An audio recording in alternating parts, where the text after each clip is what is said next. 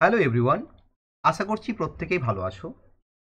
তো দেখো, আজকে আমরা যে টপিকটা নিয়ে ডিসকাস করব সেটা হচ্ছে বর্ধমান ইউনিভার্সিটির এমএ সেমিস্টার 1 রেগুলারের সিলেবাস।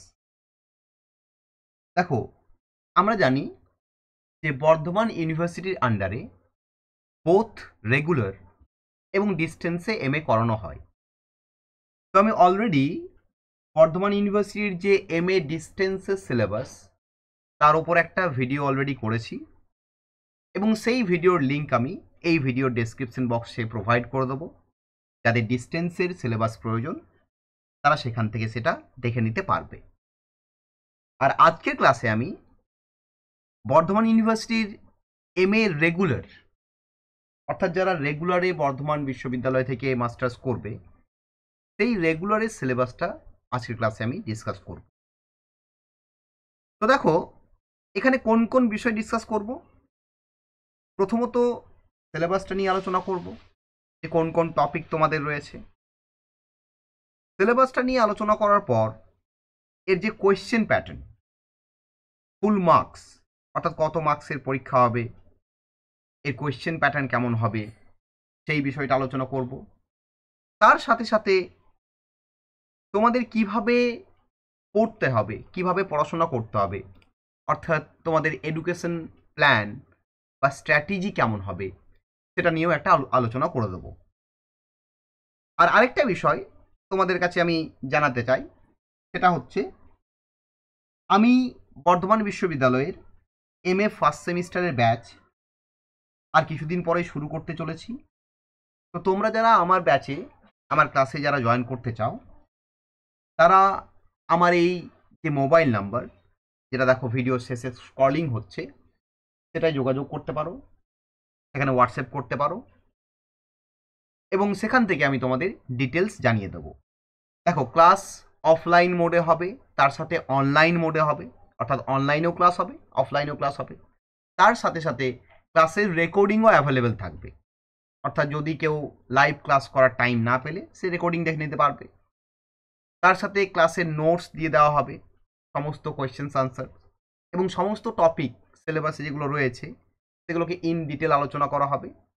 তার সাথে সমস্ত কোয়েশ্চেন্স এবং আনসার্সের যে পিডিএফ সেগুলো প্রোভাইড করে দেওয়া হবে। তো তোমরা যারা আমার ক্লাসে জয়েন করতে চাও তারা আমার এই মোবাইল নাম্বারে যোগাযোগ করতে পারো। ক্লাস আর কিছুদিন পরেই শুরু হবে। তো চলে আসি আমরা সিলেবাসে। আমরা দেখো, আজকে যেটা আলোচনা করব সেটা হচ্ছে ফার্স্ট সেমিস্টারের সিলেবাস, অর্থাৎ MA semester 1।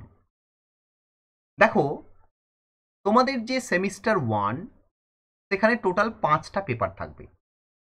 MA ENG 101, MA ENG 102, MA ENG 103, MA ENG 104 আর এমএ ইএনজি 105। মানে এমএ ইন ইংলিশ 101, 102, 103, 104, 105, এই 5টা পেপার। বেসিক্যালি 109 এটা semester 1 paper 1, semester 1 paper 2, semester 1 paper 3, semester 1 paper 4, semester 1 paper 5, এটাকে বোঝানোর জন্য 101 এইভাবে করা হয়েছে। তো এখানে কীরকম মার্কস থাকবে, দেখো টোটাল 50 মার্কসের পরীক্ষা হবে। তার মধ্যে 40 মার্কস হচ্ছে তোমাদের টার্ম এন্ড এক্সামিনেশন বা ফাইনাল এক্সামিনেশন, আর 10 মার্কস হচ্ছে ইন্টারনাল। ওকে, 40 মার্কস হবে তোমাদের ফাইনাল এক্সাম, যেটা সেমিস্টারের শেষে হবে, আর 10 মার্কস হচ্ছে ইন্টারনাল, ইন্টারনাল যেটা তোমাদের ইউনিভার্সিটির মধ্যেই নেওয়া হবে। তাহলে এই হচ্ছে টোটাল মার্কস। এবারে কোয়েশ্চেন প্যাটার্ন কেমন হবে, কোয়েশ্চেন প্যাটার্ন আমি একটু বলে দিই তোমাদের। দেখো, এই যে 40 মার্কসের তোমাদের পরীক্ষা হবে, 40 মার্কসটা কীভাবে ডিভাইড হবে, তোমাদের ব্রড কোয়েশ্চেন থাকবে, 10 মার্কসের ব্রড কোয়েশ্চেন। ব্রড কোয়েশ্চেন্স তোমাদের লিখতে হবে 3টে, তাহলে হয়ে গেল দেখো 30। আর থাকবে তোমাদের শর্ট নোট, শর্ট নোট লিখতে হবে তোমাদের 5 মার্কসের 2টো, তাহলে হয়ে গেল আবার 10। তাহলে 30 আর 10-এ যদি আমরা যোগ করি তাহলে 40 নাম্বার হয়ে গেল, 40 মার্কস হয়ে গেল। 10 into 3 30, 5 into 2, 10, total 40 marks. This is the question pattern. এরকমভাবে তোমাদের কোয়েশ্চেন আসবে এবং তোমাদের সেই কোয়েশ্চেনগুলো লিখতে হবে। ওকে, টোটাল পরীক্ষা 50 মার্কসের, তার মধ্যে 10 মার্কস হচ্ছে ইন্টারনাল আর 40 মার্কস হচ্ছে তোমাদের টার্ম এন্ড বা সেমিস্টার এন্ড বা ফাইনাল এক্সামিনেশন, যেটা সেমিস্টারের শেষে হবে।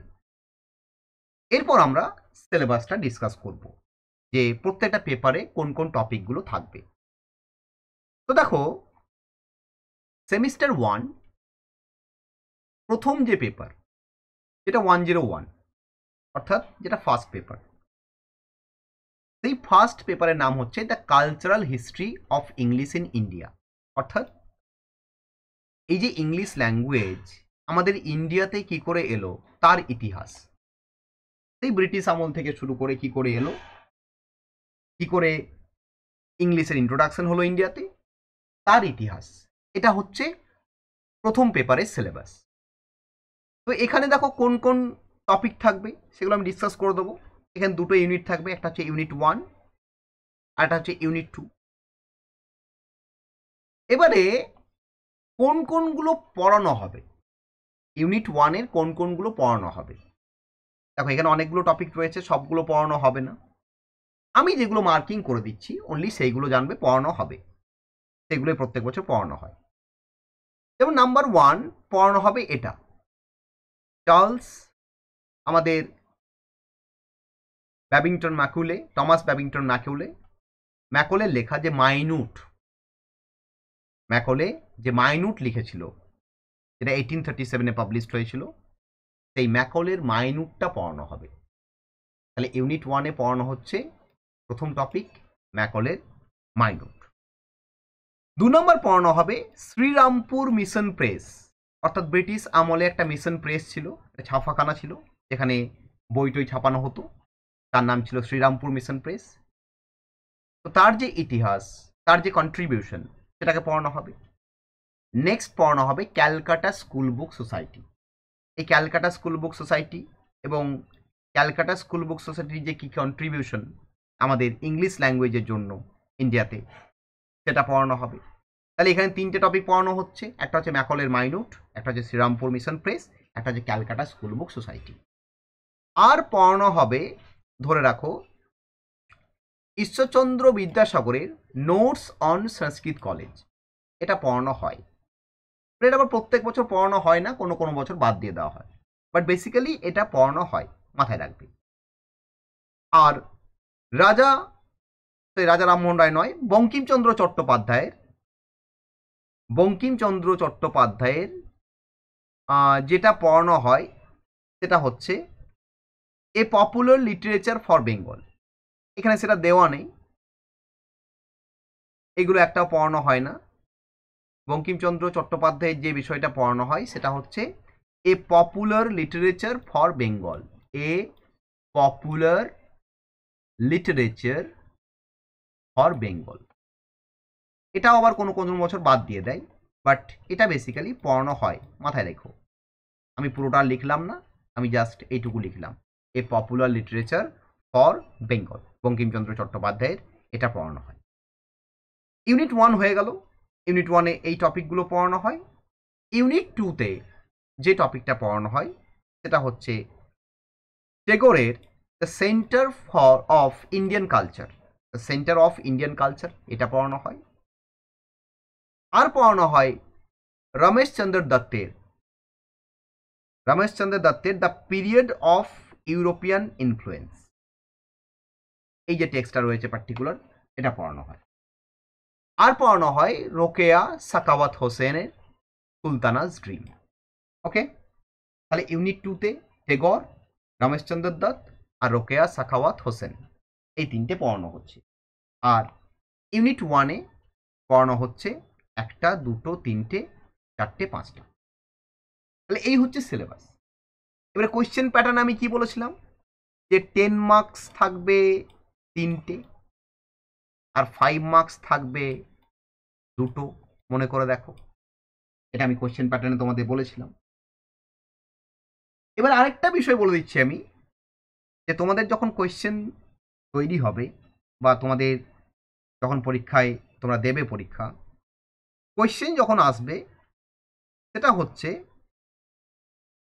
তোমাদের এই যে ইউনিট 1 এবং ইউনিট 2 দুটো ইউনিট থেকে কোয়েশ্চেন হবে। দুটো ইউনিটের মধ্যে তোমাদের ইউনিট 1 থেকে দুটো ব্রড করতে হবে। ইউনিট 1 থেকে দুটো ব্রড কোয়েশ্চেন্স করতে হবে। অর্থাৎ এই যে টপিকগুলো রয়েছে 1টা 2টো 3টে 4টে 5টা টপিকের মধ্যে তোমাদের দুটো ব্রড কোয়েশ্চেন্স করতে হবে। আর ইউনিট 2 থেকে এই যে 3টে টপিক রয়েছে তার মধ্যে একটা ব্রড করতে হবে। তার টোটাল হয়ে গেল 3টে ব্রড। আর 5 মার্কস কিন্তু দুটো ইউনিট থেকে মিলিয়েই আসবে। তুমি যে কোনো একটা ইউনিট থেকে করতে পারো, মানে তোমাকে দুটো ইউনিটই পড়তে হবে, তুমি যে কোনো দুটো 5 মার্কস করতে পারো।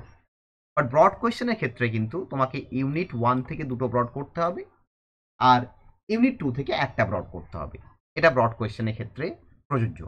তবে যেই কিন্তু এটা হবে 10 × 3 5 × 2। 5 মার্কস তুমি যেখান থেকে খুশি করতে পারো। 5 মার্কসের জন্য তোমাকে মোটামুটি সবগুলোই পড়তে হবে। তাহলে এই হলো পেপার 101 এর সিলেবাস। এবার দেখো নেক্সট পেপার 102 কিসের উপর প্রশ্ন রয়েছে এখানে? এখানে সিলেবাস রয়েছে literary genres in theory and practices. অর্থাৎ বিভিন্ন যে লিটারেরি জনরা রয়েছে, জনরা বা জেনরা, একে অনেক রকম উচ্চারণ করা হয়। কেউ জনেরা উচ্চারণ করে, কেউ জনরা, কেউ জেনেয়ার, কেউ জ। তোমরা জনরা করবে, জনরাটাই স্পেসিফিক্যালি ভালো লাগে শুনতে। তো লিটারেরি যে জনরা রয়েছে আমাদের সেই জনরাগুলোকে জানতে হবে। তাহলে পেপার 102তে এটা হচ্ছে আমাদের সিলেবাসের নাম। এখানেও দেখো দুটো ইউনিট, ইউনিট 1 এবং ইউনিট 2। ইউনিট 1-এ কোন জনরাগুলো জানতে হবে? Number 1, classical theories of genre. অর্থাৎ যে ক্লাসিক্যাল লিটারেচার, ক্লাসিক্যাল টাইমে কোন কোন জনরা ছিল, অর্থাৎ ড্রামার যে বিভিন্ন ভাগ সেইগুলো জানতে হবে। তারপর জনরা ইন দ্য রেনেসা পিরিয়ডে। আমরা রেনেসা পিরিয়ড প্রত্যেকেই জানি যে সময় ফিলিপ সিডনি, আমাদের উইলিয়াম শেক্সপিয়ার তারা বিলং করতেন। তো সেই রেনেসা পিরিয়ডে কোন কোন জনরা ছিল, অর্থাৎ পোয়েট্রি ছিল কিনা, এসে ছিল কিনা, প্রোজ ছিল কিনা, ড্রামা, এই যে বিভিন্ন বিষয়গুলো, এগুলো তো জনরা মানে কি? ক্যাটাগরি। দেখো লিটারেচারে তো বেসিক্যালি জনরা 3 রকম, পোয়েট্রি, প্রোজ আর ড্রামা। এই 3 রকমের জনরা রয়েছে। এবারে সেই পোয়েট্রির মধ্যে অনেক রকম পোয়েট্রি রয়েছে। কোনটা এলিজিয়াক পোয়েট্রি, কোনটা রোমান্টিক পোয়েট্রি, কোনটা সনেট, কোনটা লিরিক। ড্রামা অনেক রকম রয়েছে, কোনটা রোমান্টিক কমেডি, কোনটা ট্র্যাজেডি, এরকমভাবে ভাগ রয়েছে। ঠিক আছে? তো তোমরা ক্লাসিক্যাল থিওরিজ অফ জনরা আর জনরা ইন দ্য রেনেসা এই দুটো পড়ছো। আর পড়ছো তোমাদের জনরা অ্যান্ড রিডার রেসপন্স। এই 3টে হচ্ছে তোমাদের এই পেপারের ইউনিট 1-এর টপিক, যেগুলো পড়তে হবে। তাহলে ইউনিট 1 থেকে দুটো ব্রড করতে হবে, এই 3টে টপিকের মধ্যে দুটো ব্রড করতে হচ্ছে, এটা মাথায় রাখতে হবে। আর ইউনিট 2-তে যে টপিকগুলো পড়তে হবে সেটা হচ্ছে দ্য রেনেসা হিস্ট্রি প্লে, অর্থাৎ রেনেসা পিরিয়ডে যে হিস্ট্রি প্লেগুলো ছিল সেটা পড়তে হবে। আর পড়তে হবে the rise and development of the novel. আর পড়তে হবে 20th centuries genre of drama. এবং এখানে একটা ব্রড কোয়েশ্চেন্স তোমাদের করতে হবে। 5 মার্কসের শর্ট নোটস তোমাকে দুটো থেকেই করতে হবে, অর্থাৎ তোমাকে যে কোনো দুটো লিখতে হবে। ওখানে কোনো মানে বাধ্যবাধকতা নেই যে ইউনিট 1 থেকে দুটো বা ইউনিট 1 থেকে দুটো, ইউনিট 2 থেকে একটা, এরকম কোনো বাধ্যবাধকতা নেই। তুমি যে কোনো দুটো করো, বাট ব্রড কোয়েশ্চেন্স কিন্তু এখান থেকে দুটো করতে হয়, এখান থেকে একটা করতে হয়, এটা মাথায় রাখতে হবে। তাহলে পেপার 102 কিন্তু আমি ডিসকাস করলাম। এবারে চলে যাই পেপার 103-তে। পেপার 103 হচ্ছে classical literature and criticism, European and Indian, অর্থাৎ ইউরোপিয়ান ক্লাসিক্যাল লিটারেচার এবং ইন্ডিয়ান ক্লাসিক্যাল লিটারেচার এবং যে ক্রিটিসিজমগুলো রয়েছে সেগুলো নিয়ে আমাদের 103 এই পেপার রয়েছে। তাহলে 103 পেপারে এখানেও দুটো ইউনিট। আমরা ইউনিট 1-এ কোনগুলো পড়ব? ইউনিট 1-এ আমরা পড়ব অ্যারিস্টটলের পোয়েটিক্স। পোয়েটিক্স পড়তে হবে, পোয়েটিক্স সিলেবাসে থাকবে। আর পড়তে হবে লনজাইনাসের অন দ্য সাবলাইম, লনজাইনাসের অন দ্য সাবলাইম। আর পড়তে হবে আমাদের রসা সিদ্ধান্ত, ভরতমুনির যে নাট্যশাস্ত্র আছে সেই নাট্যশাস্ত্রে যে রসা থিওরি, যে 9 রকমের রসের কথা বলা হয়েছে। বেসিক্যালি রসা হচ্ছে 8 রকম, তার সাথে পরবর্তী ক্ষেত্রে আরেকটা রস অ্যাড হয়েছে, এই টোটাল 9টা রস আছে। ওই 9 যে রসা, 9 যে রস, নাট্যরস, সেই নাট্যরস সম্পর্কে পড়তে হবে।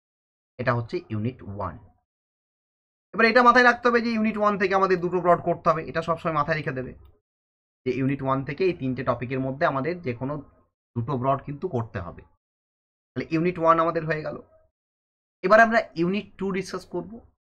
ইউনিট 2-তে আমাদের পড়তে হবে হোমারের ইলিয়াড, সফোক্লেসের অ্যান্টিগন, ইউরিপাইডসের মেডিয়া। হোমারের ইলিয়াড, সফোক্লেসের অ্যান্টিগন, ইউরিপাইডসের মেডিয়া, এই 3টে টপিক আমাদের পড়তে হবে। এবং ইউনিট 2 থেকে ব্রড কোয়েশ্চেন্স আমাদের একটা করতে হবে। শর্ট নোটস ওই সেম ব্যাপার, ইউনিট 2 ইউনিট 1 মিলিয়ে তুমি যে কোনো দুটো করবে। ওকে, তাহলে পেপার 103 তার যে সিলেবাস সেটা আমি ডিসকাস করলাম, তোমাদের কোন টপিকগুলো পড়তে হচ্ছে তোমরা বুঝতে পারলে। তো আরেকবার তোমাদের বলে রাখি, আমার যে রেগুলারের ব্যাচ বা রেগুলারের ক্লাস, যেটা অনলাইন অফলাইন দুটো মোডেই ক্লাস হবে, ক্লাস অনলাইনেও হবে তার সাথে অফলাইনেও হবে, সেটা আর কিছুদিন পরেই শুরু হতে চলেছে। তোমরা যারা ক্লাস আমার কাছে জয়েন করতে চাও তারা আমার সাথে হোয়াটসঅ্যাপে যোগাযোগ করবে। হোয়াটসঅ্যাপ নাম্বার দেখো আমার ভিডিও শেষে স্ক্রলিং হচ্ছে, বা আমি ভিডিওর ডেসক্রিপশন বক্সে আমার কন্ট্যাক্ট ডিটেল দিয়ে দেবো, সেখান থেকে যোগাযোগ করতে পারবে। তো ক্লাসে অফলাইন অনলাইন দুটো সিস্টেমই থাকছে, তার সাথে ক্লাসের রেকর্ডিংও থাকবে, আর সমস্ত নোটস সমস্ত টপিকস পড়ানো হবে এবং সেগুলোর পিডিএফ নোটস দিয়ে দেওয়া হবে এবং সাজেশন করে দেওয়া হবে, এবং সাজেশন থেকে তুমি পরীক্ষাতে কমনও পাবে। এতগুলো বিষয় আমি তোমাকে বলে রাখলাম আমার কোর্স সম্পর্কে। তো যারা জয়েন করতে চাও তারা কিন্তু যোগাযোগ করতে পারো। তো চলো আমরা আবার সিলেবাসে ফিরে আসি। 103 পেপার হয়ে গেল ক্লাসিক্যাল লিটারেচার অ্যান্ড ক্রিটিসিজম। এবারে আমরা চলে যাব 104। পেপার 104 নাম হচ্ছে মেডিয়েভাল and Renaissance English literature.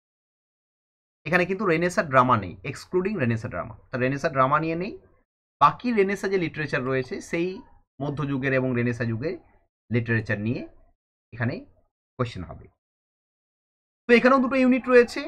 Unit 1, সেখানে আমাদের পড়তে হবে শেক্সপিয়ারের সনেটস। শেক্সপিয়ারের সনেটস, এই শেক্সপিয়ারের যে সনেটসগুলো এগুলো থাকবে সিলেকশন। সিলেকশন মানে কি? এগুলো চেঞ্জেবল, অর্থাৎ প্রত্যেক বছর এই সনেটগুলো চেঞ্জ হয়। শেক্সপিয়ারের যে কোনো 6টা সনেট, আমরা জানি শেক্সপিয়ার টোটাল 154টা সনেট লিখেছেন, তার মধ্যে যে কোনো 6টা সনেট তোমাদের দেওয়া থাকে, সেই সনেটের উপর প্রশ্ন হয় এবং এটা চেঞ্জেবল। অর্থাৎ ধরো এই বছর যে 6টা সনেট পড়ানো হলো, আগামী বছর সেগুলো না পড়ানো হতেও পারে। তো এটা নিয়ে চাপ নেই, এটা যখন সিলেক্ট করা হবে কোন সনেটগুলো সিলেক্ট করা হবে সেগুলো বলে দেওয়া হবে। ওকে, শেক্সপিয়ারের 6টা সনেট পড়ানো হবে। আর পড়ানো হবে জন ডানের দুটো কবিতা, একটা হচ্ছে দ্য ফ্লি আর একটা হচ্ছে এ ভ্যালেডিকশন ফরবিডিং মর্নিং। এই দুটো কবিতা পড়ানো হবে। আর এখানে জন মিল্টনের প্যারাডাইস লস্ট পড়ানো হবে, প্যারাডাইস লস্টের বুক 4। আর পড়ানো হবে এভরিম্যান, এই এভরিম্যান পড়ানো হবে। তাহলে দেখো শেক্সপিয়ারের 6টা সনেট, এটা চেঞ্জেবল। যে কোনো 6টা পড়ানো হতে পারে। জন ডানের ফ্লি এবং ভ্যালেডিকশন, জন মিল্টনের প্যারাডাইস লস্টের বুক 4 আর এভরিম্যান, এই 4টে টপিক পড়ানো হচ্ছে এই পেপার থেকে 104 থেকে। এবারে এখানেও ওই দুটো ব্রড কোয়েশ্চেন্স তোমাদের করতে হচ্ছে, এটা মাথায় রাখতে হবে যে আমরা দুটো ব্রড কোয়েশ্চেন্স এখান থেকেও করব। ইউনিট 1 থেকে দুটো ব্রড কোয়েশ্চেন্স, এটা ম্যান্ডেটরি। আর ইউনিট 2 থেকে একটা, আর 5 মার্কস ইউনিট 1 ইউনিট 2 মিলিয়ে যে কোনো দুটো। এবারে চলে আসো ইউনিট 2তে। ইউনিট 2তে তাহলে কোন টপিকগুলো পড়ব? ইউনিট 2তে আমরা পড়ব এরাসমাসের ইন প্রেইজ অফ ফলি, এই টেক্সটটা পড়তে হবে। ম্যাকিয়াভেলির দ্য প্রিন্স আর পিকো ডেলা মিরান্দোলার oration on the dignity of man, এই তিনটে পড়তে হয় তোমাদের। একটা হচ্ছে এরাসমাসের ইন প্রেইজ অফ ফলি, ম্যাকিয়াভেলির দ্য প্রিন্স, পিকো ডেলা মিরান্দোলার oration on the dignity of man, এবং এখান থেকে একটা ব্রড কোয়েশ্চেন্স করতে হচ্ছে তিনটে টপিকের মধ্যে। তাহলে আমরা ইউনিট 1 ইউনিট 2 দুটোই জানলাম। 104 নাম্বার পেপার, তারও সিলেবাস আমরা জানলাম। এবারে আমরা 105 অর্থাৎ 105 নাম্বার যে পেপার, সেটা হচ্ছে রেনেসাঁ ড্রামা, অর্থাৎ রেনেসাঁ পিরিয়ডে যে সমস্ত নাটকগুলো ছিল তার ওপর তোমাদের সিলেবাস। তো এখানেও ইউনিট 1 ইউনিট 2। এবারে ইউনিট 1-এ দেখো আবার সেকশন এ আছে, সেকশন বি আছে, দুটো সেকশনে ডিভাইডেড। এবারে কি বলেছে, সেকশন এ ইজ কম্পালসারি, অর্থাৎ সেকশন এতে যতগুলো টপিক আছে সবগুলোই পড়তে হবে। এই যে public and private theatres, the renaissance stage and the theatrical conventions of the time, the culture of play going, এই বিষয়গুলো পড়তে হবে। আর সেকশন বি উইলিয়াম শেক্সপিয়ারের যে নাটক, তার মধ্যে পড়তে হবে হ্যামলেট, কিং লিয়ার, অ্যান্টনি অ্যান্ড ক্লিওপেট্রা এবং টেম্পেস্ট, এই 4টে নাটক পড়তে হবে। হ্যামলেট, কিং লিয়ার, অ্যান্টনি, ক্লিওপেট্রা এবং টেম্পেস্ট। আর এখানে এটাও পড়তে হচ্ছে পাবলিক অ্যান্ড প্রাইভেট থিয়েটার, এটাও পড়তে হচ্ছে দ্য রেনেসাঁ স্টেজ, আর পড়তে হচ্ছে the culture of play going. এখানেও ইউনিট 1 থেকে দুটো ব্রড করতে হবে। আর ইউনিট 2তে কি কি রয়েছে? ইউনিট 2 দেখো দুটো সেকশন, সেকশন এ এবং সেকশন বি। সেকশন এ হচ্ছে কম্পালসারি, অর্থাৎ এই যে টপিকগুলো রয়েছে এগুলো সবই পড়তে হচ্ছে। কি কি টপিক রয়েছে? Publication and circulation of renaissance plays, quartos and folios, master of the revels, the stationers registers, এগুলো পড়তে হচ্ছে। ওকে। আর সেকশন বিতে যে নাটকগুলো রয়েছে, অর্থাৎ আদার দ্যান শেক্সপিয়ার, অর্থাৎ শেক্সপিয়ার ছাড়া বাকি যে সমস্ত রেনেসাঁ ড্রামাটিস্টরা ছিলেন তাদের যে নাটকগুলো সেগুলো পড়তে হচ্ছে। সেখানে কি কি নাটক রয়েছে? সেখানে নাটক রয়েছে দেখো, আমাদের পড়তে হবে ক্রিস্টোফার মার্লোর ডক্টর ফস্টাস, ক্রিস্টোফার মার্লোর ডক্টর ফস্টাস, বেইন জনসনের every man in his humour, আর জন ওয়েবস্টারের দ্য ডাচেস অফ মালফি। তাহলে দেখো এখানে এই 3টে নাটক পড়তে হচ্ছে এবং ইউনিট 2 থেকে একটা ব্রড কোয়েশ্চেন্স করতে হচ্ছে। টোটাল তোমাদের কি বললাম, 3টে ব্রড কোয়েশ্চেন্স করতে হয়, 10 মার্কসের 3টে, তবে যেহেতু 30 হচ্ছে, তাই না? তাহলে এই 3টে ব্রডের মধ্যে দুটো হচ্ছে ইউনিট 1 থেকে আর একটা হচ্ছে ইউনিট 2 থেকে। আর 5 মার্কসের শর্ট নোট লিখতে হচ্ছে দুটো। শর্ট নোট তুমি ইউনিট 1 ইউনিট 2 দুটো মিলিয়ে যে কোনো দুটো শর্ট নোট লিখে দিলেই হচ্ছে। টোটাল 40 মার্কস, আর 10 তোমাদের ইন্টারনাল, টোটাল হয়ে গেল 50 মার্কসের এক্সাম, তাই না? Per paper 50 marks. এবারে কিভাবে পড়বে? দেখো সিলেবাস তো ছোট নয়, অনেক বড় সিলেবাস, অনেক টপিক। টপিক যদি আমরা গুনি, দেখো এখানেই 3টে টপিক, প্লাস এখানে রয়েছে এতগুলো, 3টে 3-এ 6টা, 6টা এখানে 4-এ 10টা, 10 আর এখানে 3টে, 13টা টপিক হয়ে গেল। তাহলে পেপার 105 থেকে 13টা টপিক, এখানে দেখো 14, 15, 16, 3টে টপিক, মানে 13 আর 3-এ 16 হয়ে গেল, 16, 17, 18, 19, 20, দুটো পেপারে 20টা টপিক হয়ে গেল। আবার যদি আমরা গুড়ি 21, 22, 23 টপিক, 24, 25, 26, 26টা টপিক হয়ে গেল। আবার যদি এই পেপারে আসি 27, 28, 29, 30, 31, 32, 32টা টপিক হয়ে যাচ্ছে, তাই না? আবার দেখো এখানে 33, 34, 35, আমরা এখানে চলে আসি 36, 37, 38, 39, 40, 40টা টপিক। তাহলে টোটাল যে সিলেবাসটা সেখানে 40টা টপিক হয়ে যাচ্ছে, 40 টপিকস। 40টা টপিক তোমরা টাইম পাবে কত? খুব জোর 5 মাস থেকে 6 মাস। কারণ তোমাদের তো সিলেবাস সেমিস্টারে হবে, এ তো ইয়ার নয়, প্রত্যেক 6 মাস পর পর পরীক্ষা। 6 মাসে 40টা টপিক মানে অনেক টপিক হয়ে যাচ্ছে। তোমাদের একটু স্ট্র্যাটেজি লাগিয়ে পড়তে হবে, তাই না? আমি যখন তোমাদের আমার ক্লাসে পড়াবো সেই স্ট্র্যাটেজিক ওয়েতে পড়াবো। এবার 40টা টপিকস থেকে তুমি যদি বলো আমি ব্রড কোয়েশ্চেন্স করবো, তা তোমাকে 40টা ব্রড করতে হবে। 40টা ব্রড মনে রাখা যাতা ব্যাপার নয় বাবা, মাথা খারাপ হয়ে যাবে। 40টা ব্রড তুমি যদি বলো আমি মনে রেখে দেবো 6 মাসের মধ্যে, আমি রেডি করে রেখে দেবো, কোনো মতেই সম্ভব নয়। মাথাতে কোনো মতেই থাকবে না, আমার মাথায় থাকবে না। তাহলে 40টা টপিক আমি যদি প্রত্যেকটা টপিক থেকে একটা করেই ব্রড ধরি, তাই না? আমি যদি প্রত্যেকটা টপিক থেকে একটা করেই ব্রড ধরি, তাহলে 40টা টপিক মানে 40টা ব্রড হয়ে যাবে, 40টা ব্রড মনে রাখা যাবে না। তাহলে এটাও একটা চাপের ব্যাপার। স্ট্র্যাটেজিক্যালি পড়তে হবে, তোমাকে বাছাই করে পড়তে হবে, তোমাকে সিলেক্টিভ পড়াশোনা করতে হবে, তোমাকে ধরে নিতে হবে যে আমি এটাকেই পড়বো এবং ভালো করে পড়বো। যেমন ইউনিট 2, আমি যেমন তোমাদের এক্সাম্পল দিয়ে বোঝাচ্ছি, মনে করো ইউনিট 2তে একটা ব্রড করতে হয়, তো তোমাকে এখানে 3টে টপিক আছে, তোমাকে ধরে নিতে হবে যে আমি মনে করো একটা টপিক পার্টিকুলার ধরে নিলাম, এই টপিকটাকে আমি ছাড়বো না, এই টপিকটাকে সম্পূর্ণ রেডি করে নেবো, তাই না? বাকিগুলো পড়বো, বাট এটাকে আমি সম্পূর্ণ রেডি করে নেবো, যে এটা থেকে কিছু এলে আমি ছাড়বো না। এইভাবে স্ট্র্যাটেজিক্যালি পড়তে হবে, না হলে কিন্তু এত বড় টপিক আলোচনা করা মানে ডিসকাস করা, মাথায় রাখা, এগুলো মুশকিলের ব্যাপার, তাই না? তো এই স্ট্র্যাটেজি কাজে লাগাতে হবে। আরেকটা কাজে লাগাতে হবে, সেটা হচ্ছে ডে 1 থেকে একটু একটু করে পড়াশোনা করতে হবে। অনেকে ভাবো যে না এখন পড়বো না, পরে পড়বো, পরীক্ষার আগে পড়বো, তাহলে কিন্তু খুব চাপ হয়ে যাবে। পড়াশোনা একটু আধটু করে করো প্রথম থেকেই, পরীক্ষার আগে একটু বেশি চাপ নেবে, তাহলে দেখবে ইজিলি সিলেবাসটা কভার হয়ে যাচ্ছে, কোনো প্রবলেমই হবে না। ওকে, তাহলে দেখো আমি তোমাদের যেটা প্রমিস করেছিলাম যে আমি রেগুলারের সিলেবাসটা আলোচনা করে দেবো বর্ধমান ইউনিভার্সিটির। তো রেগুলারের সেমিস্টার 1-এর সিলেবাস আমি আলোচনা করে দিলাম, তার সাথে কোয়েশ্চেন প্যাটার্ন বলে দিলাম, আমি প্যাটার্নটাও তোমাদের বুঝিয়ে দিলাম, তার সাথে তোমাদের কি করে পড়তে হবে সেই টেকনিকটাও একটুখানি বলে দিলাম, তাই না?